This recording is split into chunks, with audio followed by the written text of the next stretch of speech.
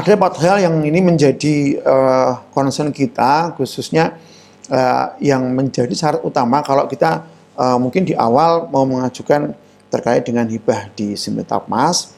Itu kita harus benar-benar memperhatikan ketentuan yang ada di panduan. Ya, jadi tadi panduan yang sudah saya berikan secara overview itu, mohon itu diperhatikan. Jangan sampai hanya kita menyalahi template ya. Contoh misalkan template yang ada itu maksimal untuk penulisan abstrak, misalkan hanya 200 kata, tapi kita kelebihan 201. Itu pun juga tidak akan digolkan Bapak Ibu. Karena sekarang ini mengacu pada aturan, ketentuan, meskipun itu tidak tertulis ya, para reviewer itu sepakat, jadi lebih baik di awal itu istilahnya mengeliminasi syarat-syarat administratif. Daripada mereka harus berpusing-pusing untuk menilai penelitian yang sudah masuk ke tahap berikutnya. Kalau masalah substansi dari konten pasti itu akan lebih rumit daripada menyeleksi yang hanya masalah administratif. Tapi kemarin ini juga keluar dari banyak reviewer ya. Itu banyak penelitian yang dilakukan oleh orang-orang berhak indeks Scopus 5, 6, 7, 10 itu banyak yang gagal. Gara-gara masalah teknis ya, ketika mereka mungkin tadi keliru dalam mentaati ketentuan yang ada di panduan. Contoh yang ini kemarin banyak yang dikeluhkan itu adalah model sitasi misalkan. Jadi sitasi dalam naskah di pendahuluan atau bab 2 itu yang disyaratkan oleh panduan seperti apa. Kalau pakai penomoran, pakailah penomoran. Jangan sampai menggunakan misalkan Winarno 2013 itu kemarin itu pun dipermasalahkan dan langsung dicoret tidak lolos ya Bapak Ibu. Dan itu kemarin kemudahan bagi para reviewer karena diberikan clue seperti itu ya kita coret. Memang kalau tidak sesuai langsung para reviewer akan mengeliminasi sejak awal. Nah, ketentuan di panduan ini jadi satu hal yang mutlak harus dipahami betul, diikuti. Karena ini salah satu kunci dari Kemendikbud ya untuk mengeliminasi sejak awal.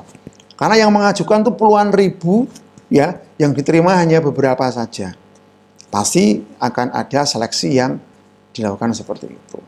Kemudian yang kedua adalah pahami kriteria penilaian. Habis ini akan saya bocorkan seperti apa sih seorang reviewer memberikan penilaian, dan Bapak Ibu harus cukup pahami itu dulu. Kalau itu paham, insya Allah pasti akan keterima. Gitu ya. Kemudian yang ketiga adalah perhatikan luaran yang dijanjikan. Sebagus apapun judul atau topik riset kita, ya, tapi kalau luarannya itu tidak menjanjikan, nanti luarannya tidak bagus ya, tidak menjanjikan yang tarafnya adalah bereputasi atau mungkin paten gitu ya, itu akan mengurangi nilai atau poin yang Bapak Ibu dapatkan di penilaian di Simultapmasnya. Ya, jadi optimalkan luarannya yang mungkin dianggap Bapak Ibu itu sangat bisa dan itu yang paling maksimal. Kalau belum pernah ke Q1 ya jangan ke Q1 ya.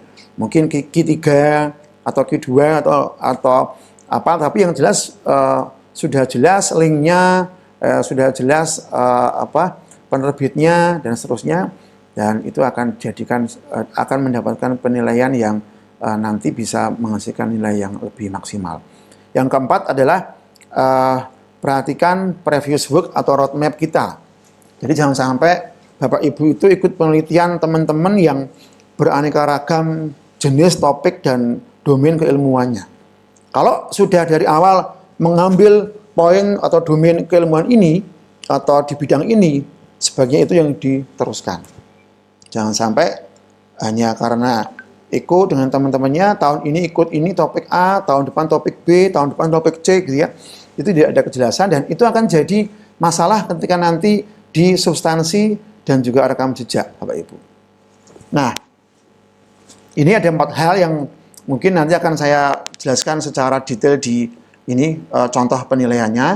Tapi intinya adalah Bapak Ibu harus selalu mengupdate ya portofolio atau CV yang ada di profilnya Simultapmas. Ya.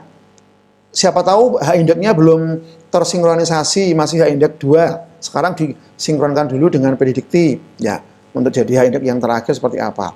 Karena data yang terekam di Simultapmas itu akan menjadi penentu kita untuk bisa dikatakan lolos atau tidaknya.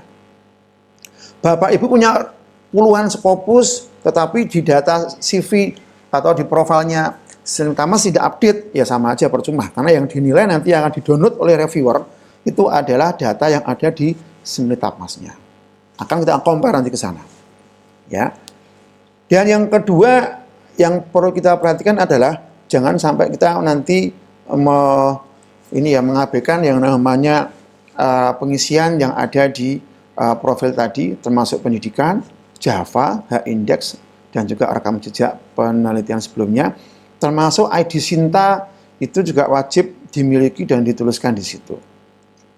Kalau belum tersinkronisasi, silakan nanti setelah ini masuk ke akunnya masing-masing ya untuk bisa disinkronisasi dulu supaya nanti ini yang vokasi sudah mulai buka ya, tapi yang akademik tadi malam belum dibuka.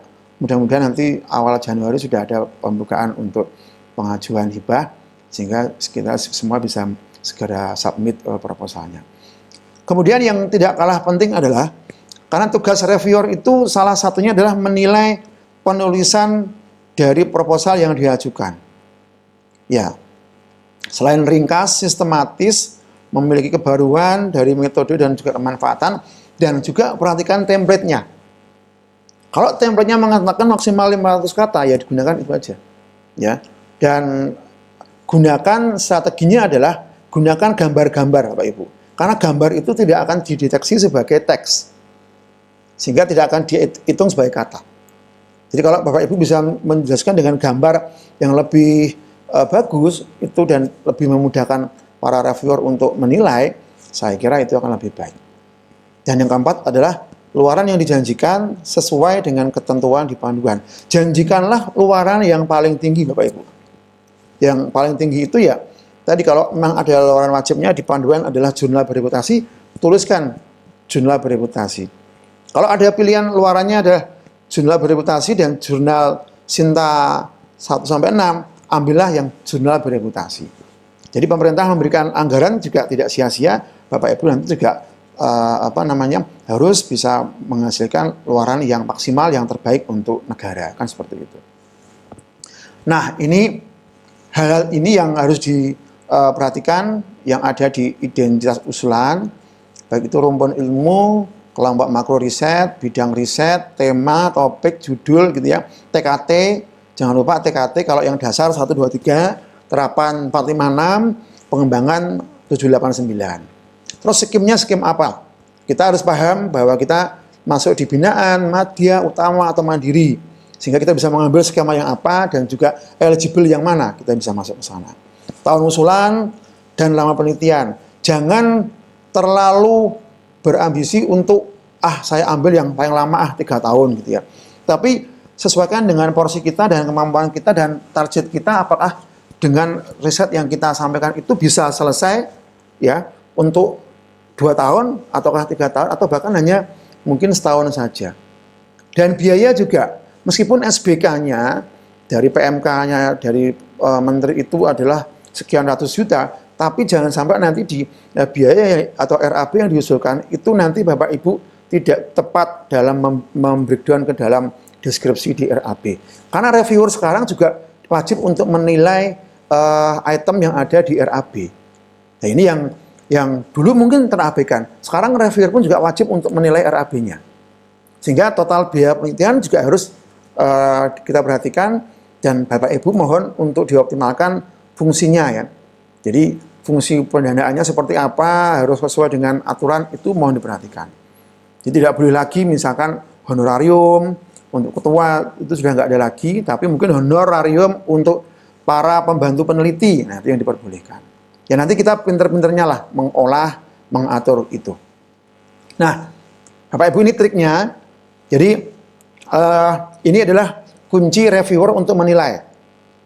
Sebelum nanti ke topik yang katanya dengan komputernya, Bapak Ibu silakan nanti yang namanya poin penilaian, ini ada 4 yang akan dinilai oleh para reviewer. Bapak Ibu, 60% yang menjadi poin tertinggi seorang peneliti itu dapat didanai adalah rekam jejak. 60%. Baru nanti ke konten substansi di proposalnya, RAB-nya, ya, dan juga ada komentar dari kita. Karena nanti reviewer akan memberikan rekomendasi, tapi nanti itu juga akan memberikan komentar apakah ini didanai atau tidak. Nah, ini adalah contoh ya yang dapat saya contohkan. Jadi ini adalah halaman saya dashboard di Simultapmas. Ini saya sebagai reviewer gitu ya. Jadi ada 4 tadi, rekam jejak, usulan RAB dan juga komentar. Bapak Ibu beruntunglah yang sudah punya previous work ya atau roadmap yang jelas dan sudah masuk dalam publikasi-publikasi yang bereputasi. Karena baik penelitian dasar, terapan maupun pengembangan itu nanti ini semuanya akan mendapatkan penilaian. Sekarang kita akan bisa mengukur diri kita. Kalau kita baru punya artikel 2, itu skornya berapa? Kalau kita sudah punya lebih dari 10, itu skornya berapa? Jadi kalau seseorang sudah punya artikel di atas 10, misalkan yang Scopus gitu ya, baik itu sebagai penulis pertama atau corresponding, itu akan mendapatkan skor 20 Bapak Ibu. Dan itu satu hal yang luar biasa, karena antara yang belum hanya mendapatkan 0, ini 20, sehingga ini teman-teman harus perhatikan itu. Yang kedua adalah jurnal internasional atau ini proceeding terindeks. Tadi saya contohkan IEEE. Itu juga skornya sangat variatif sampai ke nilai ini 10 ya. Jadi beruntunglah teman-teman dosen yang sudah memiliki jurnal Scopus ya, kemudian WOS ya, atau jurnal Sinta dan juga proceeding conference ya yang terindeks seperti IEEE. Bahkan buku pun juga dinilai. Jadi kalau Bapak Ibu sudah punya buku lebih dari 3, poinnya 10. Kalau belum sama sekali, 0. Jadi memang agak sedikit beruntung bagi teman-teman yang dari awal sudah produktif. Jadi ini clue-nya supaya lolos. Jadi ketika Bapak Ibu sudah punya judul bagus, topik tema yang keren gitu ya, luarannya juga nanti dijanjikan sangat luar biasa. Tetapi di rekam jejak nilainya tidak masuk karena masih 0 semua. Ya sudah, itu tidak akan bisa lolos gitu ya. Ya sarannya ya berarti kita harus coba penuhi dulu ini. Kalau supaya bisa lolos hibah ya di awal kita harus genjot itu dulu. Dengan cara apa? Ya mungkin ngajak mahasiswa dulu untuk apa? Nulis gitu ya, Sinta dan seterusnya, sehingga ini bisa terisikan dan nanti reviewer itu akan menilai dari sini. Jadi kami bisa mendownload CV Bapak Ibu yang ada di Simultapmas, sehingga nanti akan kami cocokkan gitu ya. Ketika oh ini nggak ada publikasi Scopusnya, nggak ada WOS-nya 0 gitu ya. Oh ini nggak ada proceeding terindeks 0, buku nggak punya 0, udah habis. Ini contoh yang saya ambil adalah saya menilai di penelitian dasar. Yang terapan ada lagi Bapak Ibu, ada penelitian terkait dengan HKI, hak cipta. Jadi punya 10 HKI itu nilainya 10, kalau nggak salah ya. Punya 7 HKI nilainya berapa itu ada semua. Nah ini yang memang harusnya untuk dosen, peneliti yang bisa lolos ke hibah itu harusnya ya sudah matang dulu di level universitasnya. Paling nggak sering dapat penelitian internal, penelitian dari dalam perguruan tinggi masing-masing, sehingga ketika berkompetisi keluar itu sudah punya roadmap yang jelas, sudah punya karya yang jelas dan sudah terindeks ya di Sinta gitu ya minimal atau ke bereputasi, sehingga kita bisa mendapatkan poin. Karena 60% nilai adalah dari rekam jejak. Baru sisanya kita masuk ke sini Bapak Ibu. Nah, ini tugas kami. Reviewer akan menilai, membaca dulu ya. Ini akan mengunduh, kemudian mengunduh proposal Bapak Ibu semua. Kemudian kami juga akan mengetahui fokus RIRN. Jadi Bapak Ibu itu fokusnya apa ketika mengklik pertama kali yang ada di pengajuan proposalnya. Yang ketiga, kami juga bisa mengunduh usulan lengkap Bapak Ibu. Makanya hati-hati ketika mengisikan CV ya yang ada di Simultapmas, harus lengkap, harus detail. Kalau portofolio, penelitian, pengabdian, karya, ya HKI itu belum terisi penuh, sekarang diisikan karena bisa diisi secara manual, Bapak Ibu.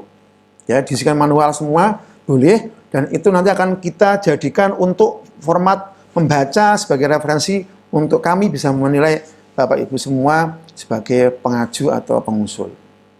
Nah, kami akan kerjakan mulai dari sini nih. Apakah relevan? Wah, ini nggak relevan nih, langsung 0 gitu ya.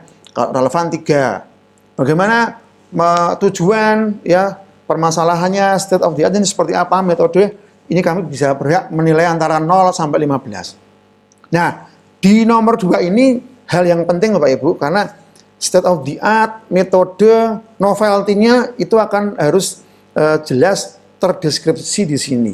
Reviewer biasanya membacanya di sini. Gambarnya pakai ini enggak, pakai apa namanya, diagram fishbone itu ya. Kemudian ada roadmap jelas, tahun sekian neliti ini neliti ini neliti ini. Wah, ini sangat bagus, relevan, oke, dapat poin 15 dan seterusnya. Ini di substantif ya, substansi konten di penelitiannya atau proposalnya. Kemudian keterkaitan usulan penelitian terhadap previous work sebelumnya atau rencana ke depan seperti apa. Relevan enggak? Ini ya. Jadi nanti bisa kita nilai dari 0, 2, ini kepotong ini ya. Yang keempat, Bapak Ibu juga perhatikan kalau mengajak anggota itu juga harus jelas terdeskripsi tugasnya.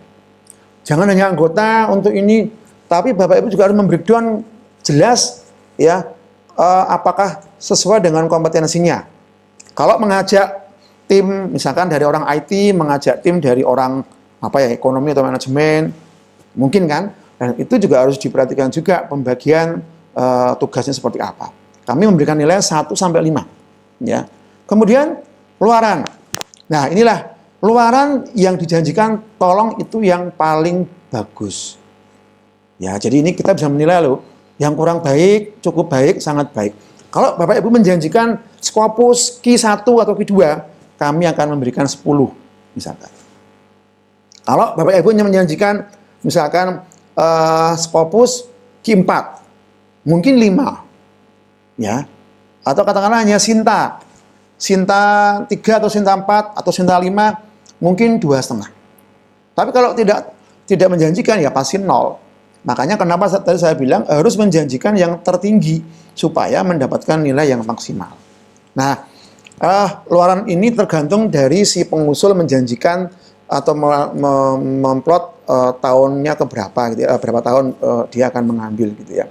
Ini kebetulan saya menilai ini dulu menjanjikan 3 tahun perjalanan penelitiannya, sehingga muncul juga per tahunnya dapat nilai. Tapi kalau Bapak Ibu cuma menjanjikan 2 tahun ya pasti akan mendapatkan nilai 1 sampai tahun kedua ini seperti apa. Nah, ini berbeda-beda setiap skim.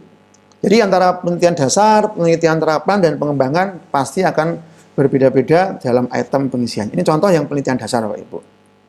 Nah, kemudian nih, tingkat kewajaran tahapan target capaian luaran wajib penelitian. Jadi kira-kira ini wajar atau enggak gitu ya. Terus TKT, jangan sampai salah Bapak Ibu. Bapak Ibu nulis TKT nomor 9 ini penelitian dasar tapi nulis TKT-nya 789. Nah, itu enggak sesuai banget ya. Dasar itu 1, 2, 3, terapan 4, 5, 6, pengembangan 7, 8, 9. Kalau Bapak Ibu salah nulis, itu sudah hilang poin 3. Kemudian jadwal, itu juga jadwal bikinlah timeline yang jelas gitu ya, tahapan selama setahun, dari katakanlah mulai bulan Maret, kalau dulu Maret sampai November gitu ya, itu diatur saja tahapannya, mulai dari proposal sampai ke nanti luaran sampai monef ya. Itu dapat nilai 2 kalau sesuai. Kemudian jangan lupa juga pustaka Bapak Ibu, daftar pustaka kekiniannya. Saya sarankan gunakan 5 tahun terakhir, sumbernya dari sumber primer. Apa sumber primer? Sumber primer adalah dari jurnal bereputasi dan juga dari proceeding terindeks bereputasi. Apakah Sinta boleh? Boleh, tetapi yang paling digunakan sebagai penilaian tertinggi, skornya 7, itu adalah 80%-nya adalah dari jurnal-jurnal bereputasi. Ambillah dari ACM, ambillah dari IEEE, dari Springer ya, dari Elsevier ya, atau dari mana yang itu memang memiliki reputasi yang bagus. Kalau Bapak Ibu asal-asalan cuma ngisinya buku